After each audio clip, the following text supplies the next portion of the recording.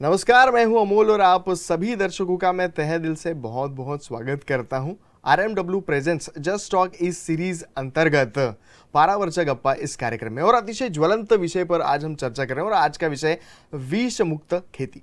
और इसी विषय पर चर्चा करने के लिए आज हमारे साथ एक बहुत ही खास मेहमान है, उनके बारे में मैं आपको बता दूं।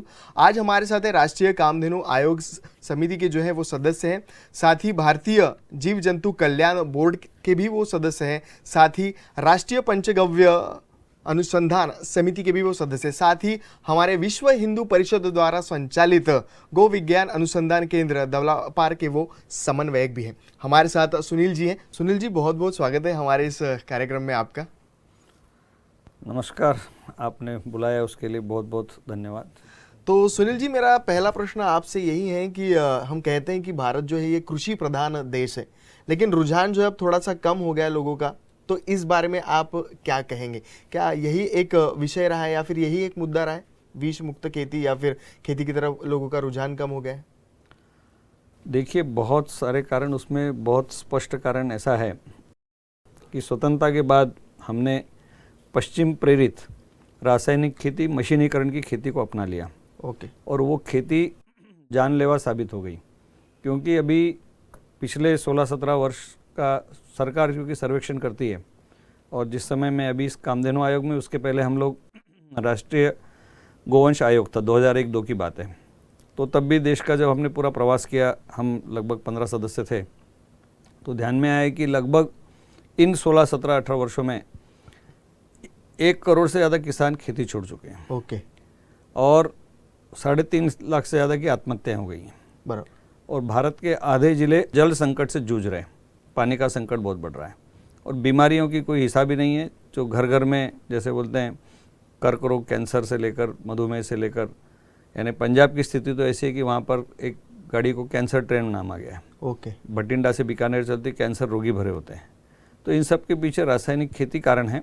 और अब समाज भी बदलाव चाहता है, और समाज अब जागरूक हो गया है। इतना सारा, जो जैसे आज हम प्रसार माध्यम की बात कर रहे हैं, तो समाज में अब जैविक खेती, बिना रसायन का, बिना जहर का अन्न, इसकी मांग बढ़ रही है। और इस तरफ अब जाना, और किसान और खेती दोनों को बचाने के लिए अब फिर से हमारी जो पारंपरिक पद्धति, जिसमें हम विष मुक्त खेती या बिना रसायन की, और गोबर गोमूत्र, भारतीय देशी गोवंश आधारित खेती, इसको पकड़ना पड़ेगा। और इस तरफ अभी काफ़ी रुझान बढ़ रहा है, और इस तरफ पूरे समाज को, और इसके बहुत लाभ हैं। तो जगह जगह पर इसके काम आगे बढ़े हैं। उसमें हमने अलग अलग विधियों को विकसित किया है।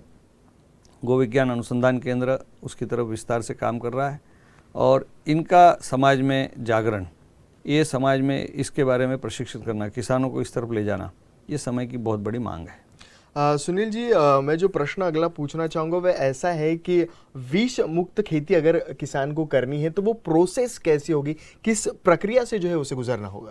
देखिए, भारत को कृषि प्रधान, ऋषि प्रधान, पुण्य भूमि, धर्म भूमि कहा गया। ये सब ऐसे ही नहीं कहा गया। बराबर। भारतीय ज्ञान विज्ञान उसकी पूरी दुनिया में पहचान रही है, और भारत को विश्वगुरु इसी तरह से कहा जाता था।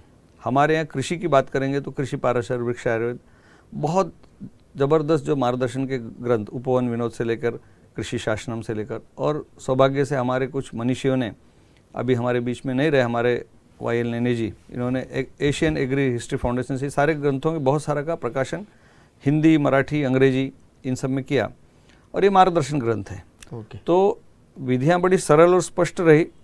केवल ये था कि पश्चिम के प्रभाव में हमने इनको दकियानुसी, या जो कोई विशेष इसका फ़ायदा नहीं होगा, या इससे नुकसान होगा, या इससे उत्पादन नहीं होगा, इस तरह की भ्रांतियाँ किसानों में, गोपालकों में बढ़ाई गई, जो पश्चिम केंद्रित, या हमारे पश्चिम को जो ज़्यादा झुकाव वाले कृषि वैज्ञानिक, पशु वैज्ञानिक और हमारी शासन व्यवस्था, उनकी एक, जिसको बोलते हैं, अदूरदृष्टि अब समझ में आ रहा है।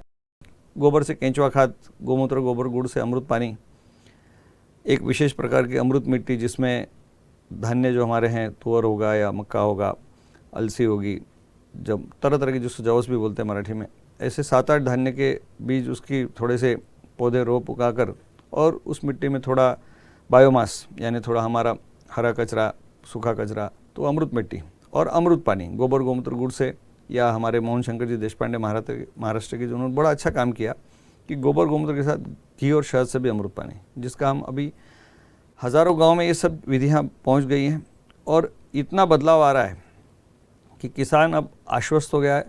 उसका 25 से 50 हज़ार रुपये प्रति एकड़ खर्च हो रहा था, अब 600 से 1000 रुपये में काम हो रहा है। क्या बात है। और उसकी फसल 2 गुना 3 गुना आ रही है, उसकी कमाई लगभग 5 से 7 गुना बढ़ गई है।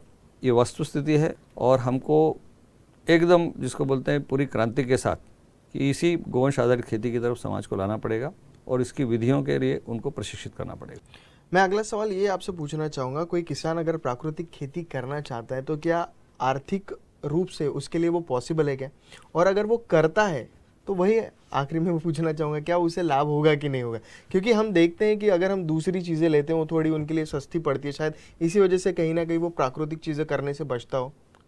देखिए, हमने किसान को सामान्य समाज की भाषा में गंवार वो कम पढ़े लिखा, जैसे आज समाज की हमारे देश की स्थिति हम देखेंगे कि 3-4 भाई घर में हैं, 2-3 पढ़ लिए तो बाहर चले गए या विदेश चले गए, बड़े शहर में चले गए, और जो थोड़ा कम पढ़े लिखा वो खेती में रह गया। तो लोगों को ये भ्रम हो गया कि ये उसका थोड़ा ये उपेक्षा बोली, उसकी तरफ ध्यान नहीं दिया और संयोग से सारी सामाजिक स्थितियों में वो किसान अपना अर्थशास्त्र भूलते गया और उसने कभी खेती का हिसाब किताब ही नहीं किया। आज हम लोग हज़ारों किसानों को प्रतिवर्ष प्रशिक्षण दे रहे, तो उसमें ध्यान में आता है कि 95% से ज़्यादा किसान अपनी खेती का हिसाब ही नहीं रखता कि क्या खोया क्या पाया, कि खाद में कीटनाशक में जो भी खेती कर रहा है वो उसमें वो कितना निवेश है, कितना रुपया उसमें खर्च कर रहा है और क्या प्राप्त हो रहा है, उसका हिसाब नहीं लगाता। तो अब जब एक केंचुआ खाद या कीट नियंत्रण अमृत पानी या हम जो प्राकृतिक पद्धति सेंद्रीय खेती की पद्धति, इसमें जब उसको हिसाब और उसमें लंबे समय का दीर्घकालिक जिसको लॉन्ग टर्म अप्रोच, तो किसान अब पूरा जाग रहा है और ये स्थिति है कि उसको 4-5 गुना कमाई बढ़ रही है। और सबसे बड़ी बात इसमें, जैसे हम गोमूत्र पीने का उसको उबाल के ठंडा करके अर्क बना के, तो उसके पारिवारिक खर्च रासायनिक खेती से 2 से 8-10 हज़ार स्वास्थ्य पे हो रहे थे, वो शून्य पे आ रहा है। उसका जीवन जो संकटों से घिरा हुआ था उससे बाहर निकल रहा है, एक आनंद के जीवन में कि उसकी खेती की फसल, खेती की उपज ठीक हो रही है, उसको पानी जल स्तर में जो लगातार घट रहा था वो वृद्धि हो रही है, जल कम लग रहा है, तो वो बहुत उन्नत और श्रेष्ठ खेती। और चूंकि अब इसके परिणाम ज़्यादा लोगों तक पहुंच गए तो वो देखो और विश्वास करो, तो अन्य आसपास की उसको देखते हैं उसको विश्वास होने लगा है, क्योंकि अभी तक उसको भरमाया गया, गुमराह किया गया, जिसको अंग्रेजी में कन्फ्यूज स्टेट ऑफ माइंड, तो उससे हम बाहर निकाल रहे हैं। तो ये प्रक्रिया हमको स्थान स्थान पर, चूँकि हमारे 6 लाख से ज़्यादा गाँव हैं, तो ये बड़ा विस्तृत कार्य है। अभी हमने आपको बता दें कि हमने लक्ष्य रखा है कि आने वाले 3 वर्ष में हम 1.5 लाख से ज़्यादा गांव में इसको परिवर्तन की तरफ, चूँकि हमारे साथ एकल विद्यालय है, हमारे बनवासी कल्याण आश्रम है, किसान संघ है, अक्षय कृषि परिवार है, गायत्री परिवार है, आर्टोब्लिंग, तरह तरह के संगठन है और सबका मिशन बहुत ज़बरदस्त है। वो मिशन गोवंश आधारित ये व्यवस्था और एक सुजलाम सुफलाम, जैसे हम बोलते हैं सोने की चिड़िया, तो अब तो ये जैसे शब्दों में रह गया है, किताब में रह गया। हम बोल रहे थे कि मेरे देश की धरती सोना उगले उगले हीरे मोती, तो अब शायद आपको पता है कि आग उगल रही, कि रसायन उगल रही, क्या उगल रही। तो ये बदलाव लाना है, क्रांति है और आप ये निश्चित हो जाइए, हम लोग तो आपको बता देंगे। मैं महाराष्ट्र की यहाँ की एक बात करूँ, किसान का नाम बता देता हूँ, नेतराम देशमुख करके, छोटा काजड़ी करके राठी ऐसा करंजा के पास का गांव है। ये किसान हमारे से लगभग 10-12 वर्ष पहले संपर्क में आया, बजाज फाउंडेशन बाकी माध्यम से केंचुआ खाद बाकी प्रशिक्षण हुआ।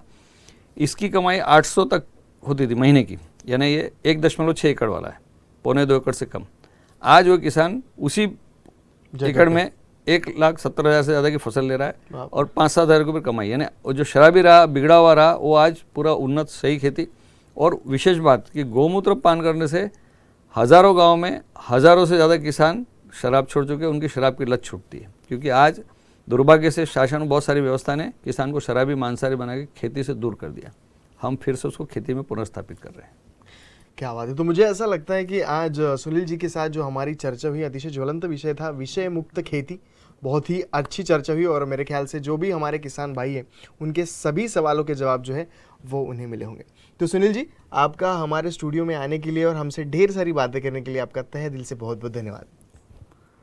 तो आज के प्रोग्राम में बस इतना ही। अब समय हो रहा है आप लोगों से विदा लेने का, लेकिन जाते जाते बस आपसे यही कहना चाहूँगा कि अगर आपको हमारा प्रोग्राम पसंद आया हो तो ज़रूर हमारा फेसबुक का जो पेज है उसे लाइक करिएगा। हमारा यूट्यूब का चैनल है वो तो आपने सब्सक्राइब कर लिया होगा, तभी आप देख रहे हैं, तो इसकी लिंक जो है अपने दोस्तों को ज़रूर शेयर करिए। फिलहाल तो मैं आप लोगों से ले रहा हूँ विदा, लेकिन अगली बार फिर एक बार आपसे मुलाकात होगी और कुछ नया लेकर आपके लिए मैं ज़रूर आऊँगा। तब तक के लिए नमस्कार।